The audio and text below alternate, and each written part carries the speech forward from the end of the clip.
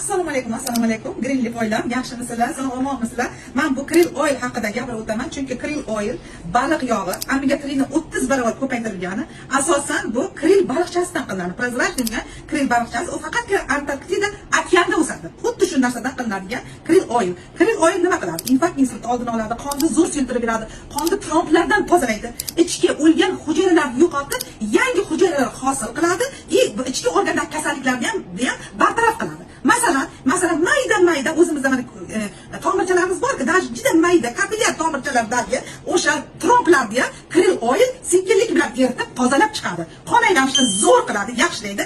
Ko'z nuriga juda ham zo'r. Hozirgi kunda o'zim ham shundan ichyapman, qizlar. Ichki tomondan yosharish sezib ketavergandan keyin, masalan, jigarda o'zgarish bormi, buyrakda o'zgarish bormi, qaysi organimizda o'zgarish bo'lsa ham biz bilmaymiz, ha? Mana bu o'z ish faoliyatini qilib, o'zi tozalab chiqadi. Mana shundan keyin odamda ichki organda yosharish prosesiga olib keladi. Shuning uchun ham krill oilni mana hozirgi kunda ichibman. O'zimni hozirgi kundagi odsimda desam, hozirgi kunda masalan men ochkida o'zim ko'rishim juda mana ochkida ko'rardim. Hozirgi kunda men bu harflarni ko'zim bilan sekin o'zim bez ochki o'qiy boshladim, qizlar. Juda ham odsimiz zo'r. Shuning uchun ham harakatdan to'xtamasdan